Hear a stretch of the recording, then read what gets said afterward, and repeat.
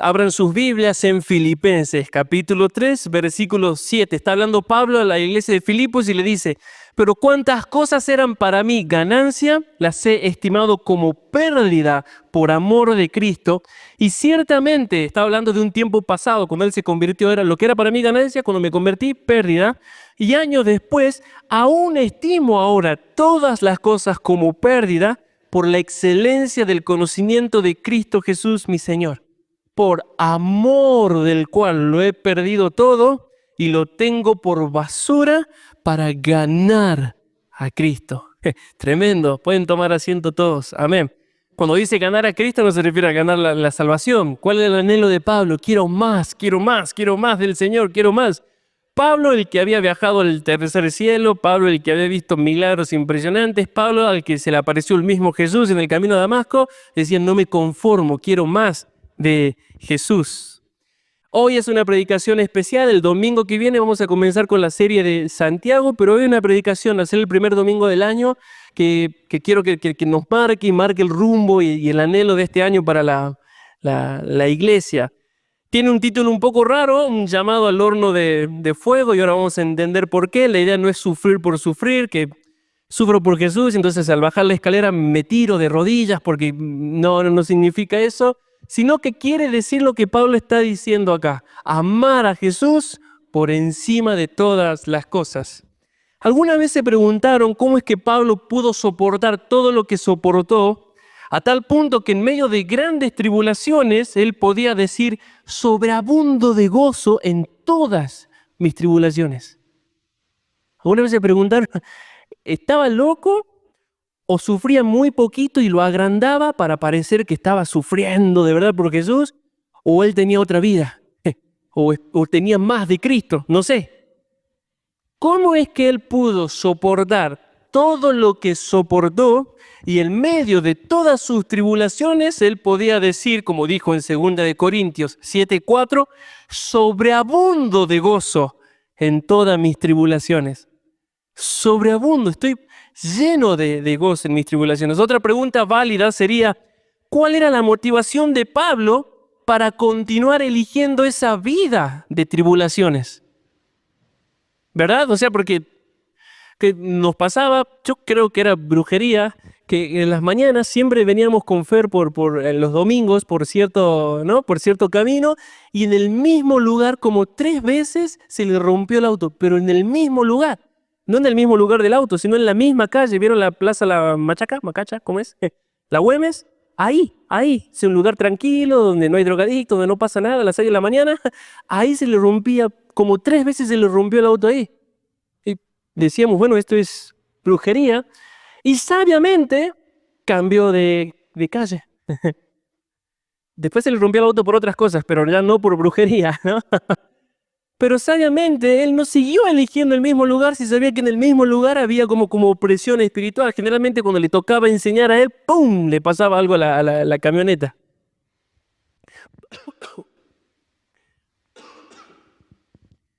¿Cuál era la motivación de Pablo para continuar eligiendo la vida que elegía si tenía tribulaciones todo el tiempo? ¿Vieron cuando él predica? No me acuerdo si es en Tesalónica, no me acuerdo, que lo terminan apedreando y lo dejan casi como muerto y lo sacan afuera de la ciudad porque ya estaba como muerto. Imagínense todo lo que debe haber recibido de pedradas, que mientras lo arrastraban no se despertó. Pero él se levanta y vuelve a entrar a la misma ciudad donde lo habían apedreado a consolar a los hermanos. ¡Está loco! ¿Cuál era la motivación de Pablo para continuar eligiendo la vida que eligió? Si leemos unos versículos antes de Filipenses, Pablo dice que tenía todo lo que el mundo le podía ofrecer a una persona y que en ciertos aspectos él sobrepasaba a los contemporáneos en la vida que llevaba. Era mucho más celoso que la ley, mucho más celoso por la tradición, era un fariseo de fariseos, odiaba a los cristianos, perseguía a los cristianos. Pablo era respetado, Pablo era temido, era admirado, tenía una posición de autoridad muy importante. Sin embargo, al momento de escribir Filipenses, él estaba preso y dice que lo había perdido todo eso, Él estaba preso, había perdido todo eso, y que por todo aquello que había vivido antes, a todo lo que consideraba ganancia, ahora lo consideraba como pérdida en la cárcel. O sea, no es que estaba pobre, se convirtió y consiguió trabajo y su vida cambió. Entonces, la vida pasada era pérdida. Todo lo contrario, él estaba muy bien posicionado, autoridad, era temido, era prestigioso, era respetado. Y en la cárcel él se convierte, termina en una cárcel y dice, todo eso allá afuera es basura. ¿Qué pasó en la vida de Pablo para que su vida cambiara de forma tan radical? Bueno, la respuesta no es qué pasó, sino la respuesta es quién pasó por la vida de Pablo. La respuesta que Pablo le daba a todas las personas es que él había visto a Jesús y había encontrado en Jesús una belleza y una dignidad superior a todo lo que el mundo le pudiera ofrecer. Y había encontrado en Jesús una belleza y una superioridad aún superior a su propia vida y a su propia dignidad. Él era temido, respetado, instruido a los pies de uno de los maestros más respetados de su época. Y tanto era el amor que Pablo tenía hacia Jesús que toda competencia del mundo o toda promesa del mundo que intentara menguar ese amor por Jesús, Pablo lo consideraba basura, pérdida. Él no andaba preguntando si se puede escuchar música del mundo y así ser cristiano. Él no andaba diciendo, ahora que Daddy Yankee se convirtió, ¿puedo escuchar? Es que yo la de Daddy Yankee la conozco desde hace 20 años, no tengo idea qué canta ahora él, pero ya es cristiano. Yo me acuerdo cuando era chico, como supuestamente Estados Unidos es un país protestante, todo cantante que saliera cristiano. Entonces yo me sentía re cómodo escuchando Evanescence. No sé si se acuerdan de esa banda. Evanescence, re dark, la chica, re emo, re perdida. Pero me calmaba porque, es cristiana. Es cristiana. Y al principio de Taylor Swift todos decían, no, también es cristiana. Entonces Taylor Swift, imagínense la locura. ¿Vieron que era necio lo que hablamos en la comunión? Bueno, Taylor Swift.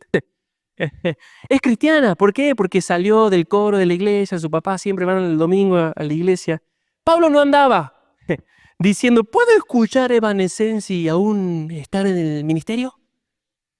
Todo aquello que afectara su amor y su devoción por Jesús era pérdida, pérdida, pérdida en su corazón. Pablo amaba a Jesús y eso definía su cristianismo. ¿Cuál era la respuesta de Pablo? Amo a Jesús. Esa es mi teología. Amo a Jesús. El amor a Jesús definía su cristianismo, sus decisiones y su perseverancia. ¿Cuál era su motivación? ¿Cuál era su meta? ¿Y cuál era la clave de la perseverancia de Pablo? Su profundo amor a Jesús por encima de todo. Amo a Jesús. Eso define todo. Mis decisiones, mis amistades, mis prioridades, mi tiempo, en qué invierto mi vida, a qué enfoco mi vida.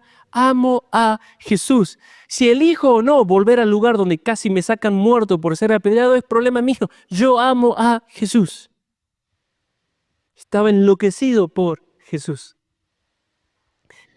Pablo tenía muy en claro que no iba a comprometer su amor por Jesús, pero también tenía muy claro que esa decisión de amar a Jesús por encima de todas las cosas de este mundo hostil le iba a traer y lo había llevado a situaciones muy difíciles en su vida.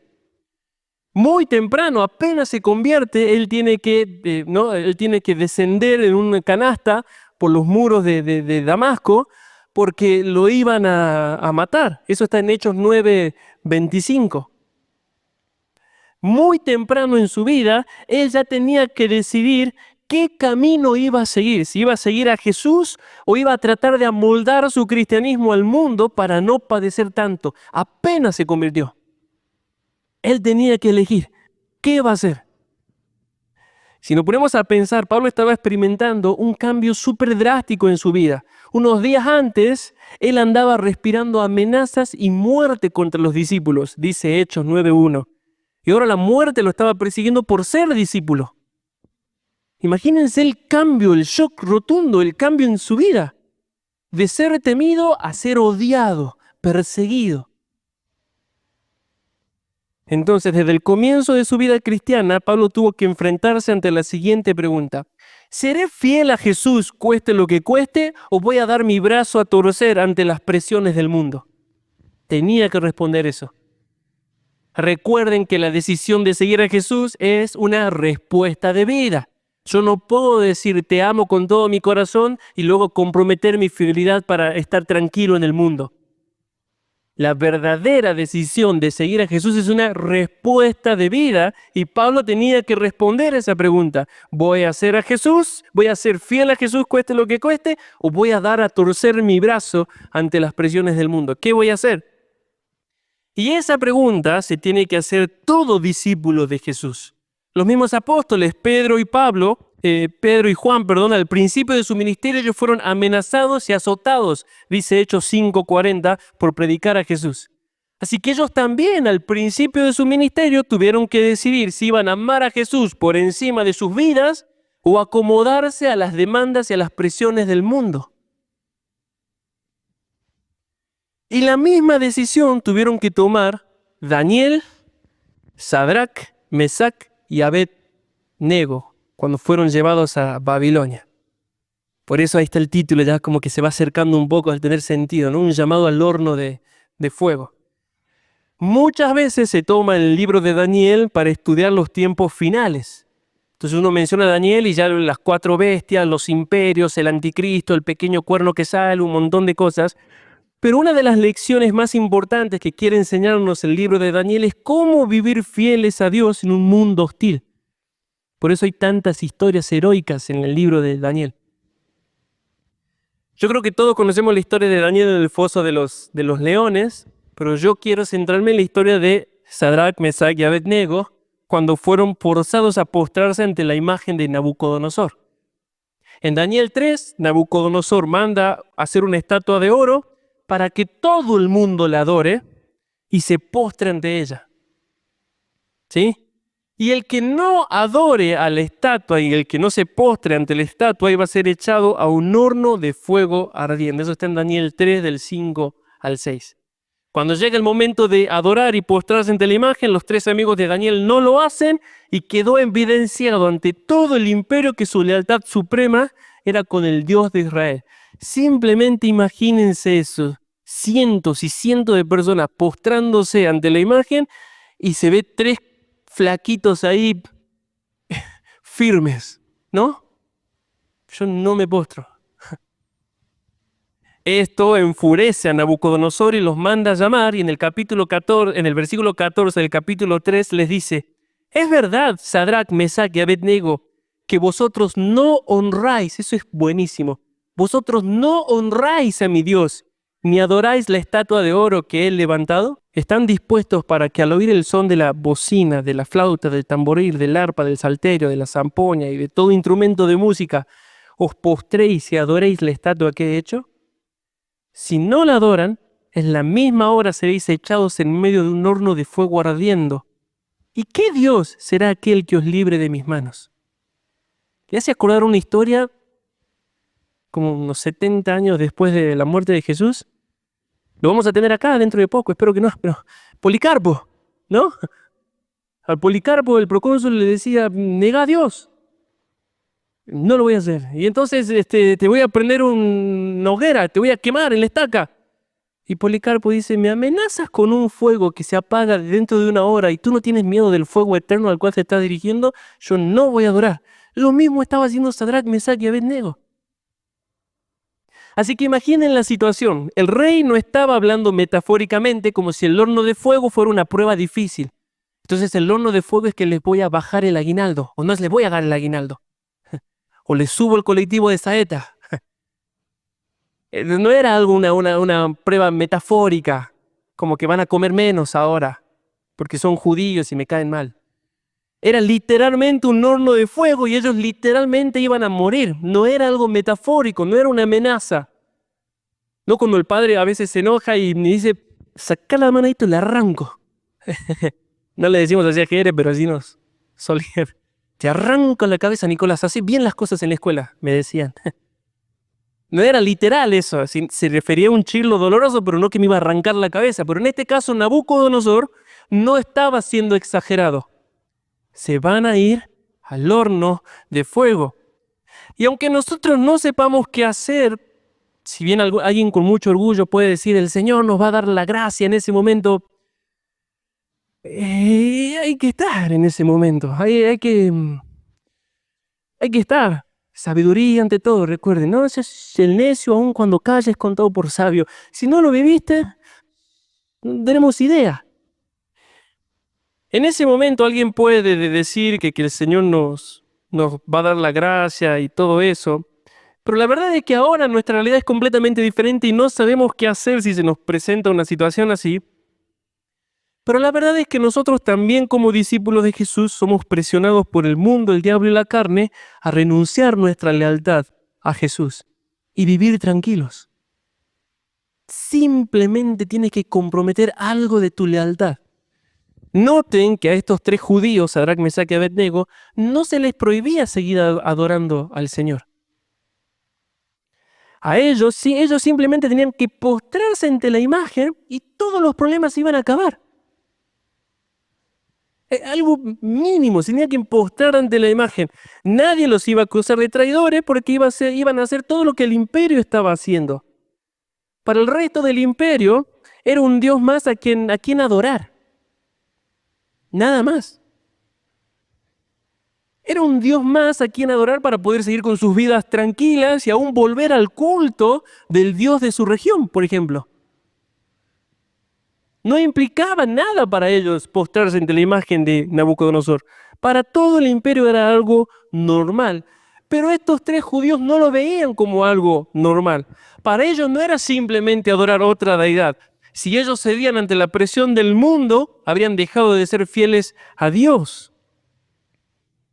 Ellos no tenían que blasfemar a Dios, no tenían que escupir la Biblia, por así decirlo. No tenían que decir, por ejemplo, abajo los ateos, como le decían que diga Policarpo. No tenía que blasfemar de Jesús, nada. No iban a dejar de congregarse el domingo, no iban a perder su ministerio, no iban a perder su posición en el gobierno. Simplemente tenían que postrarse ante la estatua y ya está. Tenían que darle un pequeño lugar al mundo para poder seguir viviendo tranquilos y servir a Dios después. Es lo único que tienen que hacer. Un poquito de amor al mundo les aseguraba una vida tranquila a ellos. Pero perdían a Dios. Ahí está lo que gano en comparación a lo que pierdo. Y no es. No va. La fidelidad a Dios los hacía perder sus vidas aquí, pero les hacía ganarlas para la eternidad. La infidelidad a Dios les hacía ganar su vida aquí, pero los hacía perder a Dios. ¡Wow! ¿Qué deciden estos hombres? En el versículo 16, Sadrac, Mesac y Abednego respondieron al rey Nabucodonosor diciendo, no es necesario que te respondamos sobre este asunto. Están delante de un rey que no existía el derecho humano. Lo podía haber matado en ese momento, ni siquiera tenía que llevarlo al horno de fuego. Los podía haber matado en ese mismo momento. Estaban faltándole el respeto, pero no se habían dejado intimidar por las amenazas. Y ellos le dicen, no es necesario que te respondamos sobre este asunto. Nuestro Dios a quien servimos nos puede librar del horno de fuego ardiendo, y de tu mano nos librará. Y si no nos libra, sepa, oh rey, que no serviremos a tus dioses, ni tampoco adoraremos la estatua que has levantado. Es como, recuerdan, cuando yo les comenté lo que había pasado con mi familia, ¿no? que tuve que salir. En ese momento, la decisión era muy sencillo. Era muy fácil tomar la decisión. Después que dolió un montón. Pero no había nada que orar, ¿no? Me dijeron, ¿Jesús o la familia? No había nada que orar. No necesitaba yo llamarlo a Luis, que estaba en Córdoba. ¿Qué me aconsejás en este momento? Hermanos, oren porque estoy en una disyuntiva. No había nada que orar. Estaba bien clara las demandas de Jesús. Me tienes que amar por encima de tu familia. Punto. No deja de ser doloroso, no dejó de ser traumático, no dejó de ser un montón de cosas. Pero no había nada que orar. No había nada que pensar. Es lo que le están diciendo Sadrach, Mesach y Abednego. No es necesario que te respondamos sobre este asunto. No entendés nuestra lealtad a Dios. Nuestra lealtad a Dios, le responden estos tres hombres, no está condicionada por algo que Él nos puede dar o quitar. Le sirvo porque me va a librar del horno de fuego. O porque me evita los problemas de la vida. Nuestra lealtad a Dios no está condicionada a su respuesta ante nuestros problemas. ¿Cuánta gente amargada, porque diciendo yo oré y entregué mi vida al Señor y terminé peor? Y no era leal al Señor. ¿Qué es lo que estaba buscando? Una vida diferente a la que estaba pasando. Y usaba al Señor como títere, pero Él dice, no, yo di mi vida al Señor. Mi lealtad no está condicionada a su respuesta ante mis problemas. Nuestra lealtad, le dicen estos tres hombres, nuestra lealtad a Dios no está basada en algún beneficio personal, terrenal o económico que nos puede dar el seguir al Dios de Israel, el ser cristiano, el ser evangélico. Nuestra lealtad a Dios es en respuesta a quién es Él. Él es Dios y por ende nuestras vidas están dedicadas a Él, pase lo que pase. Ni siquiera tenemos que responder de esto. Le estaban diciendo, prende el horno, está tibio todavía, prendelo, no vamos a adorar la imagen. Todos saben que Nabucodonosor se enfurece y los termina echando al horno de fuego. Es más, dice que lo enciende 7 veces más, lo calienta 7 veces más al horno de fuego y que las personas que echaron a estos tres fueron quemadas por las llamas, también murieron al acercarse al horno de fuego. Para estos tres hombres, Sadrach, Mesach y Abednego, lejos de ser un desperdicio de vida, ellos consideraban que la lealtad suprema a Dios, el no ceder ante las presiones del mundo, esa era la mejor clase de vida. Pase lo que pase. Ellos preferían perder sus vidas antes que perder a Dios. Literal.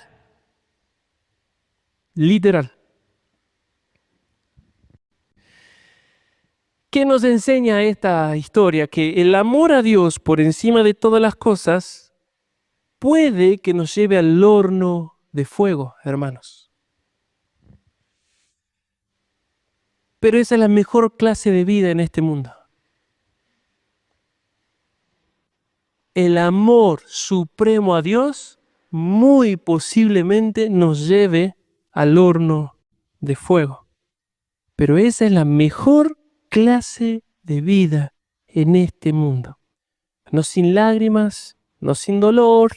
Pablo dice, yo estuve entre los corintios con mucho temor, con mucho temblor.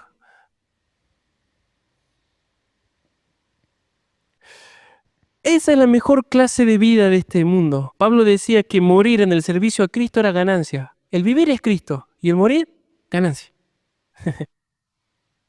Filipenses 1:21.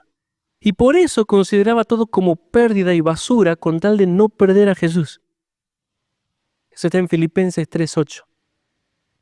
La vida con Jesús era completamente superior a la vida sin Jesús, por más que tenga todo lo que el mundo le podía ofrecer. Y no simplemente era por algo como que Jesús ganaba por 10 centímetros y estaba difícil la competencia. Al compararlo del mundo con Jesús, le dice literalmente basura las cosas del mundo. La mejor clase de vida es estar con Jesús. Pedro y Juan, después de ser amenazados, oran por valentía y oran por denuedo. ¿Y qué ocurre? El Espíritu Santo desciende, tiembla la casa, los vuelve a llenar. Eso está en Hechos 4:31. Ellos se experimentaron a Dios y sus vidas fueron transformadas en el horno de fuego. O sea, los habían amenazado con matarlos. Y se experimentó a Dios ahí, real. Y fue justamente en el horno de fuego en donde Sadrach, Mesach y Abednego experimentaron la comunión íntima con uno semejante al Hijo de los dioses, dice Daniel 3:25. Fue ahí, en la guerra, en la lealtad, en la perseverancia, en el amor. Ahí donde cuesta, ahí donde duele, ahí donde, wow, donde el mundo presenta muy valioso todo lo que estás perdiendo. Que cuando uno lo renuncia, Jesús se hace real. A eso se refería Pablo con ganar a Cristo. No ganarme la salvación por obras. Es decir, que si queremos experimentar más a Dios y crecer en intimidad con Jesús en este año, debemos amarle por encima de todo. ¿Quieres más de Jesús en tu vida? Pues es un llamado a amarle por encima de todo, y eso muy posiblemente te va a llevar al horno de fuego. Pero es la mejor clase de vida. Ahí está Él. Por eso nosotros en la historia podemos escuchar testimonios de mártires que decían, a veces anhelo volver a la sala de torturas. ¿Qué? O sea, ahora, Richard Wurmbrand, por ejemplo, fue torturado 14 años en una prisión comunista en Rumanía, y lo logran sacar después de una presión política mundial, una cosa impresionante. Lo logran sacar de Rumanía y lo llevan a Estados Unidos. Del socialismo a Estados Unidos, que estaba espectacular, ¿no?